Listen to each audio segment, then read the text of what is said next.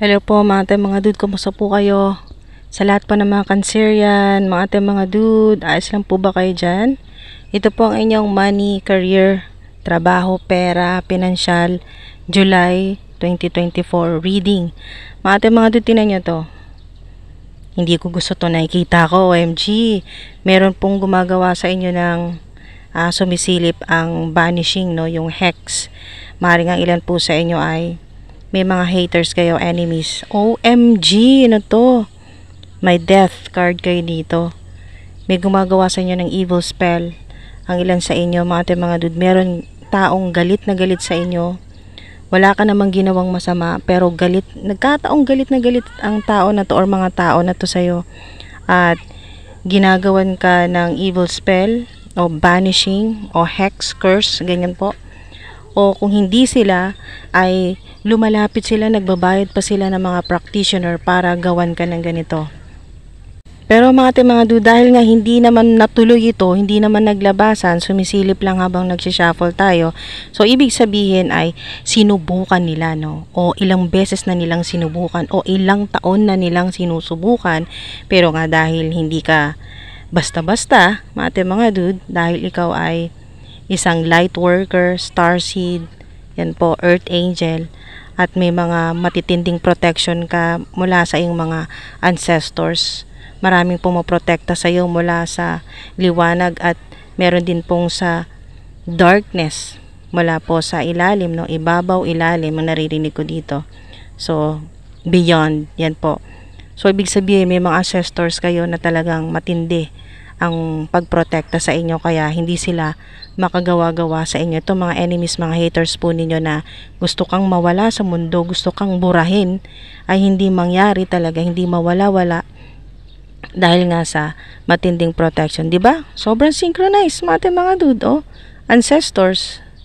OMG. Ancestors. Yan po. Alalahanin nyo po, bigyan nyo po ng konting respeto yung mga ancestors po ninyo. Mag-offer po kayo ng panalangin, ng pagkain, paboritong pagkain, bulaklak, or magtirik po ng kandila sa mga ancestors po ninyo. Meron talagang gumagawa sa inyo ng spell, pero ang maganda dito, ito pong ethos ay napakatinding, kumbaga sa yung spell na ginagawa sa evil spell, ito yung pantapat na panalangin o spell ng mga ancestors mo, panglaban sa mga gumagawa sa iyo ng mga ganyan, curse, hex, evil spell, o yung mga ganito pong money blockages, mga dude. Meron dahil kung sa pera, maraming galit sa inyo, may connection sa pera, sa trabaho, so talagang hindi basta-basta, no? Yung protection po sa inyo ng inyo pong mga ancestors. So, mari din pong itong paalala sa inyo ng mga ancestors ninyo na buhayin mo yung spiritual gift, i-develop mo pa, pakinggan mo yung mga mensahe sa'yo ng mga ancestors mo, ng mga divine messages, ng mga divine beings, celestial beings, ng mga guardian spirits mo, mga dude, para protektahan ang sarili mo.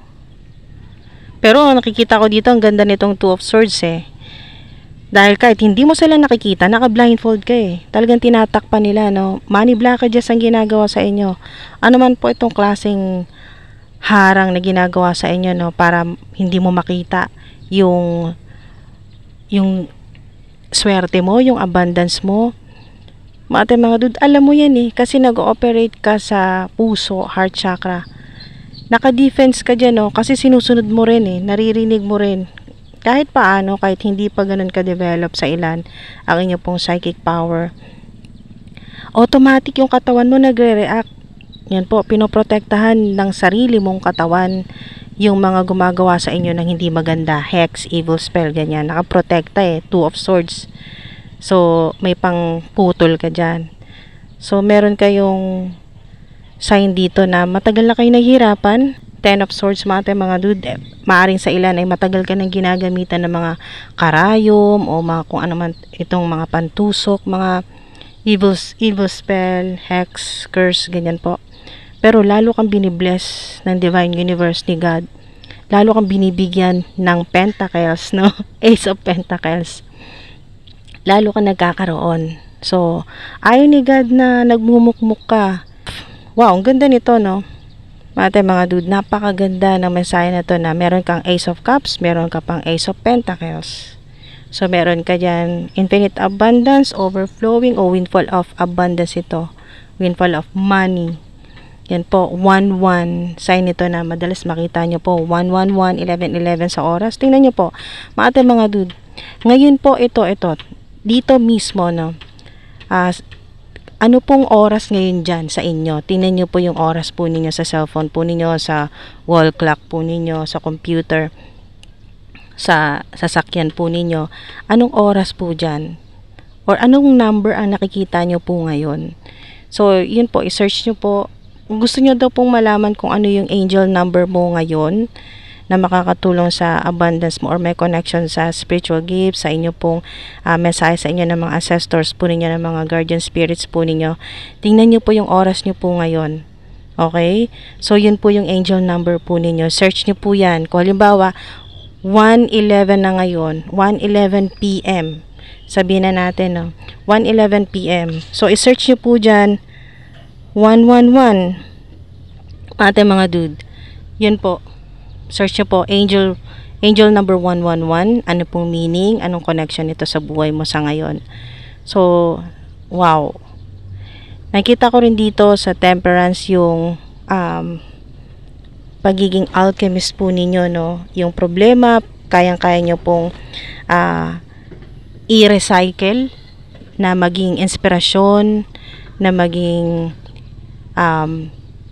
healing ito sa inyo po. Mind, body, and spirit. Healing din po sa financial.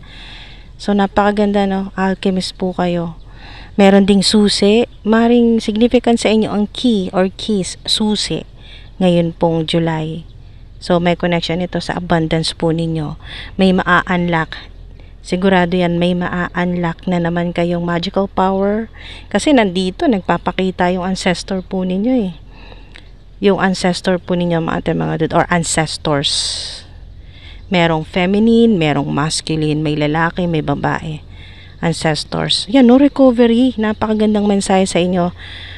Makaka-recover sa sakit. Makakabayad na sa mga bayarin, sa mga nagkasakit na ospital, pambayad sa ospital, pang maintenance, pambili ng gamot. Makaka-recover sa mga nawala na pera. Yung talagang, yung lumabas po sa inyo na napakalaking pera, babalik po sa inyo yan. Tenfolds or milyon-milyon ng kapalit ang balik po sa inyo. O billions. So, kayo na po bahala. So, mga dude, napakaganda, no? Kasi mga bago ito eh. Basta ace, mga bago to. Nabiyaya na darating sa'yo. Diyos ko, hindi mo talaga inaakala, no? Hindi mo inaakala kasi parang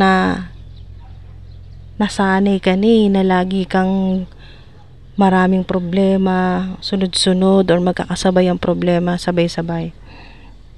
So, mga dude, kayo po ay biniyayaan talaga. Napakaswerte po ninyo dahil kahit kailan, kahit nasabihin na mag-isa ka sa problema, never kang iniwan ng mga taong nagmamahal talaga sa'yo ng totoo, sa mga family members, helpful people. Marami pong tumutulong sa inyo. Or kahit ilan-ilan lang, at least may totoong mga tao na tumutulong sa inyo talaga, hindi kayo pinababayaan. Kahit hindi kayo nakakabayad agad, mga dude, hindi ka sinusumbatan, tinutulungan ka pa rin, nakaalalay pa rin. Lalo na po mga ancestors po ninyo, hindi nyo lang sila nakikita. Maaaring nakikita nyo sila sa panaginip, pero may mga signs, mga dude, na kayo po ay talagang ginagabayan nila palagi. Maaaring kayo po ay naghihintay sa ngayon dahil may waiting card po kayo dito. So, ito ay isang sign din po o mensahe sa inyo ng infinite source, sa mga ancestors po ninyo, na dagdagan mo pa yung faith mo, yung pananalig mo. Huwag kang mawalan ng pag-asa kung naghihintay ka nga sa ngayon. Naghihintay dahil may mangyayaring maganda sa paghihintay mo. Clearing debts. Napakaganda nito. Maaring ito yung hinihintay mong confirmation na makakabayad ka na ba sa lahat-lahat ng mga bayarin mo, sa mga credit cards, loans, mortgage. Your self-care involves removing the heavy burden of financial and emotional debts from your life. You already feel lighter and freer just by facing the topic and making a plan to clear present obligations and avoid future ones as well. So, maganda rito mga dun na makakabayad na kayo sa mga kailangan ninyong bayaran. Gagaan talaga yung pakiramdam po ninyo ngayong July. Maaring makakita rin po kayo ng rainbow, ng ibon, ganyan po. Kabayo o unicorn sa ilan. Pwedeng unicorn sa panaginip nyo po yan makita, pictures, videos, may makita po kayong ganyan. No? Sign din po na wow, makakabayad ka na sa mga kailangan mong bayaran. Mabibili mo yung mga gusto mong bilhin na hindi ka nag-aalala sa price tag. Yung hindi ka nag-aalala na bumili pero may kailangang isakripisyo, may kailangang, alam niyo yun mga dude, hindi na ganon. So, kailangan nyo po ngayong July quiet retreat. Yung kayo po ay pupunta sa isang lugar na tahimik, yan po, lalo na po sa nature. Mga dude, maaring napanaginipan nyo to, napunta kayo sa lugar na puro mga bulaklak, o maaring literal na nakita nyo po ito ngayon. It's time to disconnect from the outer world so that you can discern and process your true thoughts and feelings from your inner world. Create this quiet time for yourself and you'll have more clarity about what to do next. So, maring mga dude, kayo po ngayon ay may gustong baguhin sa buhay po ninyo, lalo na sa career, sa trabaho, o meron kang gusto sanang subukan, simulan, pero nag-aalanganin ka, may self-sabotage. So, sa ilan naman po ay hindi mo na alam kung anong susunod mong gagawin. Kahit napakarami mong plano, parang ayaw mo na rin sundin yung mga plano mo kasi nakikita mo na taliwas yung nangyayari Kung ano yung pinaplano mo, hindi nangyayari. So, ngayon na-realize mo na sige na lang, kung ano yung plano na lang ni God, yun na lang. Na parang hindi ka na masyadong magpaplano. Yan po. So, humihingi ka na lang ng gabay, ng assistance, ng guidance sa Divine Universe kay God na, Lord, ikaw nang bahala, ano bang susunod kong gagawin? Parang ganito na yung realisasyon po ninyo, lalo na kung mapag-isa ka, makapag-isip, magkaroon ng clarity. So, napakaganda mga dude ng mensahe sa inyo. A smile is always a little bit like turning on a light. Wow, napakaganda, no? Maaring sign ito na pag nagsindi ka ng kandila, maraming magpa-flashback, marami kang mga talagang napakalinaw na realisasyon, pwedeng spiritual downloads ito, na parang naliwanagan yung isip mo, na parang kang nasa napakadilim na lugar na pag sindi mo ng kandila, nagliwanag lahat. Yung napakalinaw na alam mo na kung anong gagawin mo sa susunod, sa mga susunod na araw. Yung talagang na-stuck ka na, hindi mo na alam kung anong gagawin mo kasi lahat ng plano mo, sablay, walang nangyari talaga. Lalong naging komplikado, lalong napakaraming problema.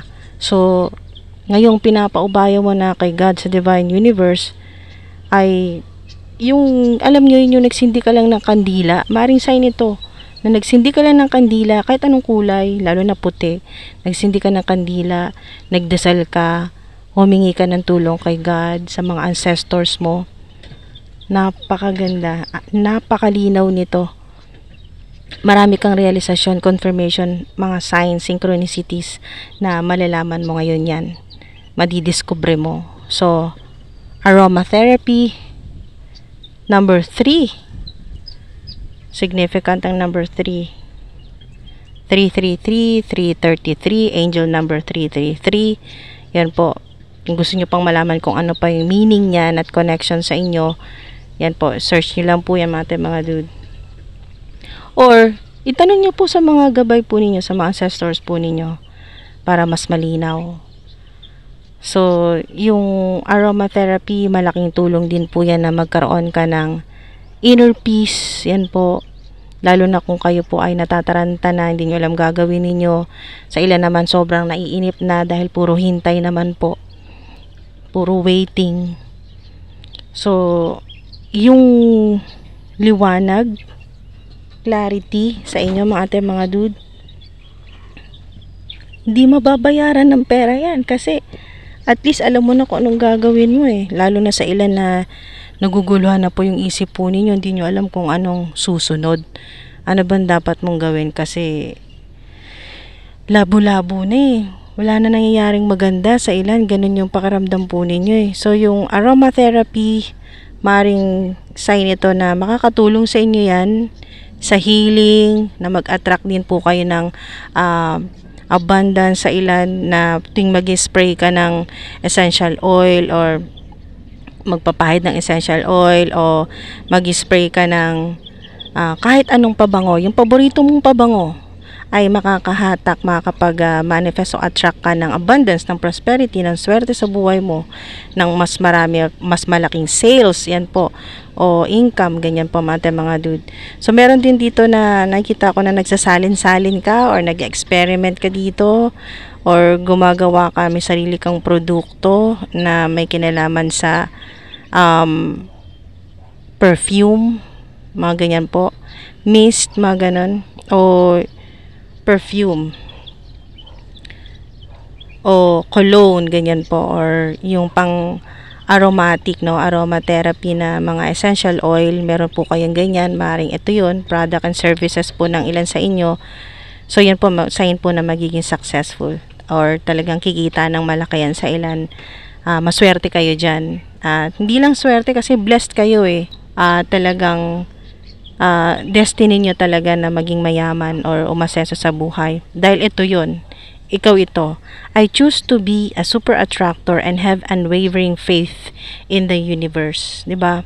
Kasi ikaw to eh. Pinili mo na to. Hindi mo man alam kung anong susunod mong gagawin. Next step sa buhay mo. Lalo na kung wala na nangyayaring maganda. Lalo na kung napakaraming blockages. Pero super attractor ka, isa kang alchemist. Yan po. Meron kang magic touch, ang narinig ko, magic touch, ganyan po.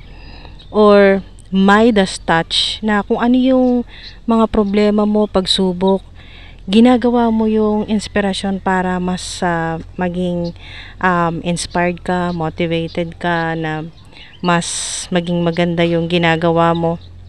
Super attractor po kayo. So, yan, napakaganda ng mensahe po sa inyo mga dude.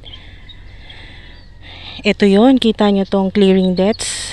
Clearing debts. Paano mo mababayaran lahat? Siyempre, iisipin nyo po yun. Paano? Saan? Saan manggagaling? Hindi naman ako tumataya sa mga raffle draws, online games, mga ganyan, or lottery. Paano? Saan manggagaling yung ganyang kalaking pera? Yun. Doon na magkakasubukan sa faith po ninyo, no, mga dude. Kasi, ito yun, no, confirmation na yan. Ito yung mensahe sa inyo ng Infinite Source sa mga ancestors ninyo na itong clearance, ito yun, sinasabing clearing debts. Clearance. Yan po. Maaring literal na nagwalis ka lang, naglinis ka lang ng bahay, natanggal lahat ng bigat. Yung mga blockages, money blocks, natanggal, na-clear. Mga dude, lahat ng mga negativity sa bahay po ninyo, kung saan ka man nagtatrabaho, nalinis. Maaring sign ito na makakita ka ng bagong walis. Yan po, walis tingting, lalo na walis tingting sa ilan. Sa mga gumagamit pa po ng mga ganyan, no, panglinis ng bahay, walis. Ano mang klaseng walis? Yan po. So, maaaring sign ito na kailangan mo nang bumili ng walis, lalo na kung sira-sira na, palitan mo na yan, tapon mo na yan. Kung lilipat ng bahay naman po, ay huwag nyo nang dalhin yung mga luma ninyong walis, ganyan po, or panlinis ng bahay. Kasi may bagong susi, ibig sabihin, isa ito na susi ng bahay na maaaring minamanifest po ninyo na bagong bahay na mabibili mo, apartment, condo, mansyon sa ilan. So, maglilinis. Maglilinis na kayo ng bahay. Simpleng paglilinis lang ng bahay. Diyos ko po, naging super attractor ka na. Nalinis natanggal yung mga money blockages o money block spell na ginawa ng mga enemies sa mga haters para may stuck ka na sa ganyan. Hindi mo na alam kung anong gagawin mo. So, yan po, pinapaalala sa inyo. Kung medyo nakakalimot na kayo, pinapaalala sa inyo ng infinite source, ng inyo po mga ancestors, ng mga angels na super attractor ka at pinili mo yan mga dude. At walang makakapanakit sa inyo, walang makakagawa ng hindi maganda dahil sa tindi ng faith ninyo sa universe, sa divine universe, walang makakagawa sa inyo ng anumang kasamaan o makakaharang talaga sa swerte, sa abundance po ninyo, sa mga blessings po ninyo dahil talagang ikaw yan pinili ka ng infinite source. Mga dude, dati pa sa mga dati mo pang buhay, pinili mo nang maging super attractor, pinili mong maging mayaman, abundant. Kaya mga dude, ngayon sa present life mo, sa bagong timeline, mga dude, ito pa rin ang pipiliin mo. Ito yun, kaya lumabas ikaw super attractor ka. So, maraming salamat po. Ingat po kayo mga dude. Thank you po.